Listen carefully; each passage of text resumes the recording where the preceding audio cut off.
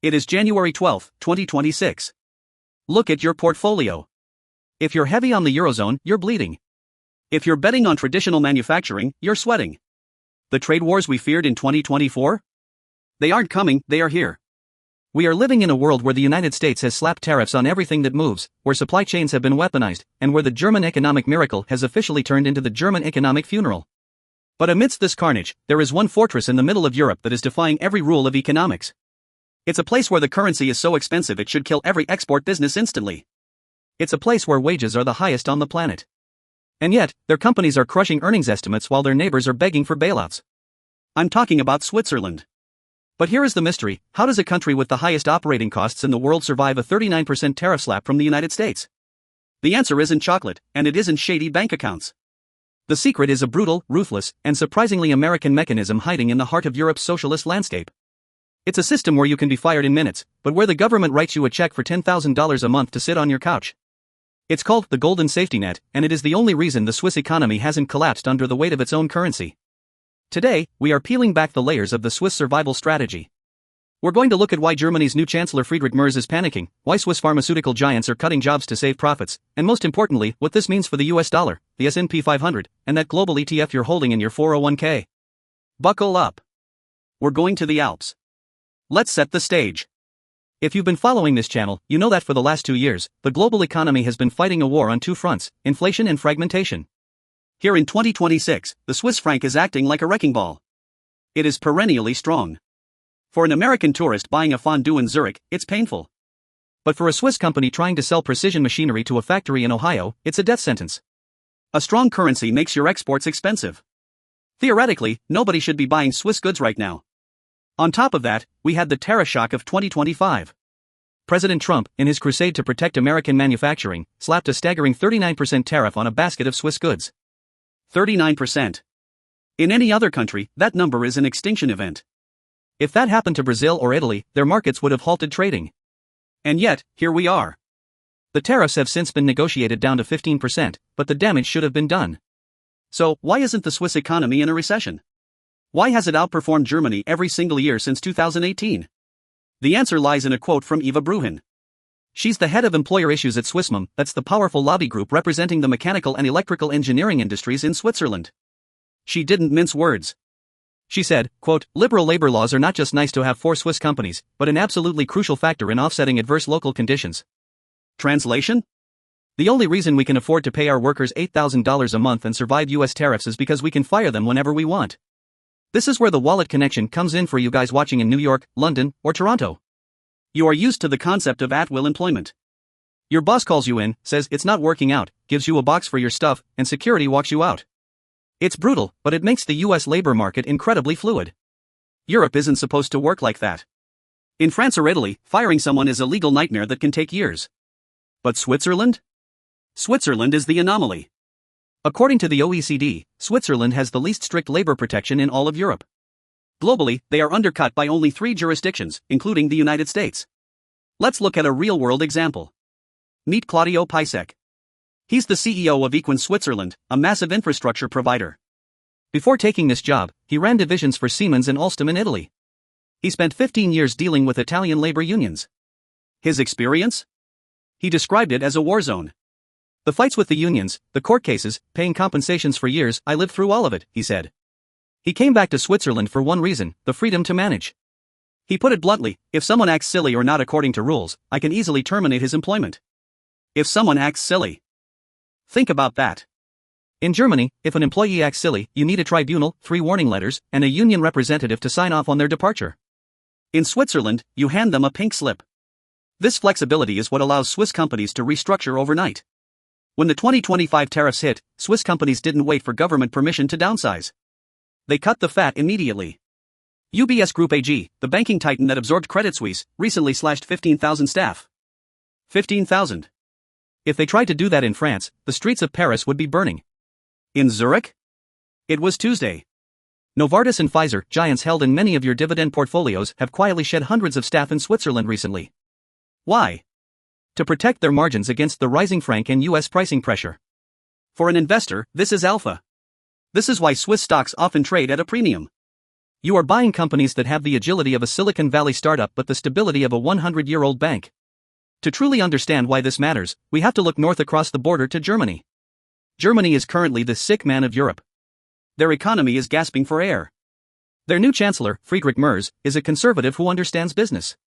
He's been screaming from the rooftops this week, calling on lawmakers to fundamentally improve the business environment.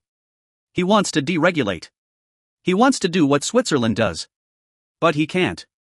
Why? Because the German system is ossified. It is frozen in time. Look at Volkswagen. The pride of German industry. They are currently facing an existential crisis due to weak European demand and, you guessed it, cheap Chinese EVs flooding the market. Volkswagen needs to cut costs desperately. They need to shed about 35,000 people to stay competitive. In Switzerland, that would take a few months. In Germany? Volkswagen just clinched an agreement with labor unions to allow phased departures by 2030. 2030. That is 4 years from now. By the time Volkswagen finishes laying off these workers, BYD and Tesla might have already eaten their entire market share. This is the German disease. When you cannot fire, you cannot hire. Companies become terrified of expanding because every employee is a liability for life. Switzerland has avoided this trap. By allowing companies to fire 6, 10, or 100 people when the market turns, they ensure that the company survives to hire them back when things get better. This contrast is stark. Switzerland's economy has beaten Germany's growth metrics every year since 2018, and despite the trade wars, they are on track to do it again in 2026. Merz knows this. He's trying to steer the German tanker, but his coalition partners, the Social Democrats, are pulling the emergency brake. Matthias Miersch, head of the SPD, recently said, "Those who want growth must protect jobs." That sounds nice on a campaign poster. But in the cold, hard reality of global economics, protecting the job often means killing the company. Switzerland protects the person, not the job. And that brings us to the $10,000 question. Now, I know what you're thinking. Okay, so Switzerland is just a capitalist hellscape where bosses fire people for fun. Not exactly. This is where the Swiss model flips the script, and it's something the US could actually learn from. The Swiss system is brutal on the front end, but incredibly soft on the back end. It's a concept economists call flexicurity. If you get fired in Switzerland, you don't end up on the street. The state welfare system steps in with a force that would make an American socialist faint with joy. The unemployment insurance pays 80% of your last salary. Let's do the math. Switzerland has some of the highest salaries in the world. If you were making a solid middle management salary, your unemployment benefits can reach as high as 8,000 Swiss francs per month. That is roughly $10,000 per month. And this isn't for a few weeks. This lasts for 2 years. Michael Siegenthaler, the head of labor market research at the KOF Economic Institute in Zurich, explains the philosophy perfectly. The idea is to protect the person, not the job. This is a profound economic shift. By guaranteeing a high standard of living during unemployment, the state removes the fear of firing. It makes structural change, a fancy word for layoffs, politically acceptable. In the US, if you lose your job, you lose your health insurance. You might lose your house. That creates panic. That kills consumer spending. In Switzerland, if you lose your job, you take a vacation, you retrain, and you wait for the next opportunity. You keep buying groceries. You keep paying your mortgage. The economy keeps churning. This liquidity in the labor market is why the Swiss unemployment rate is almost mythical. The last time it cracked 4% was after the 2008 financial crisis. Data released just this Friday, in January 2026, shows unemployment sitting at a cool 3%. And here is the kicker: the fund that pays these massive benefits? It reported a surplus of 1.4 billion francs in 2024. The system pays for itself because people don't stay unemployed for long. They get back to work.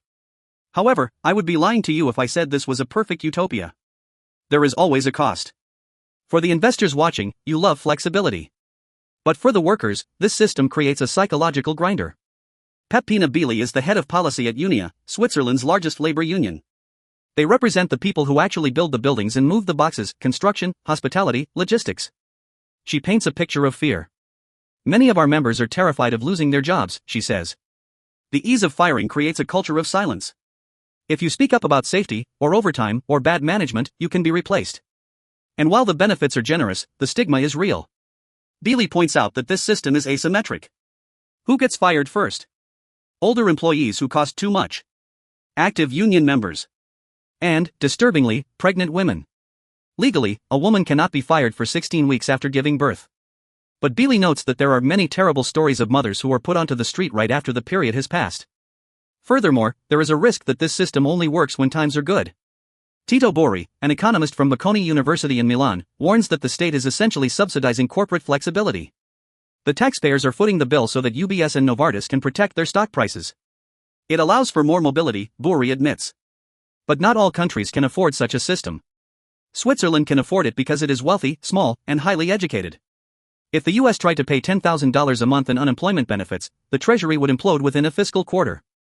And even Claudio Pisek, the CEO who loves this flexibility, is starting to see the downsides. He admits that it cuts both ways.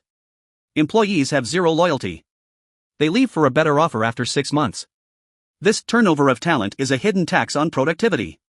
You spend money training someone, and they walk across the street to a competitor for an extra 500 francs a month. So, where is this going, and how do you trade it? We are in 2026. The global economy is fragmenting into blocks. You have the US bloc, the Chinese bloc, and the confused European bloc. Switzerland has chosen to go it alone. It is an economic pirate ship in a sea of battleships. Scenario A, the bull case. Switzerland continues to leverage this flexibility.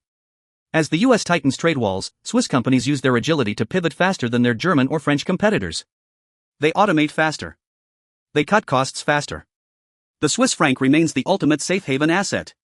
If you are worried about a US recession or a Eurozone collapse, holding Swiss equities is your defensive bunker. They have the cash reserves and the labor laws to weather the storm. Scenario B, the bear case. The social contract breaks. If the trade wars intensify and the Trump tariffs go back up to 40%, even the Swiss safety net might crack. If unemployment spikes to 6% or 7%, that 1.4 billion franc surplus will vanish instantly. The cost of maintaining those $10,000 checks will require tax hikes, which will kill the very competitiveness they are trying to protect. But right now, the data favors the Swiss. Here is the bottom line for you.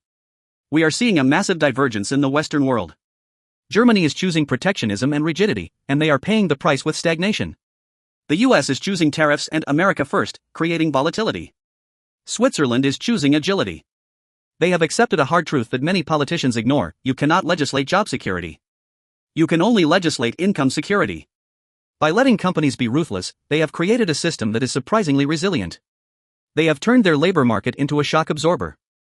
For your portfolio, this is a lesson. Look for companies and countries that have flexible cost structures. In a world of high inflation and trade wars, the winner isn't the biggest player, it's the one that can change direction the fastest.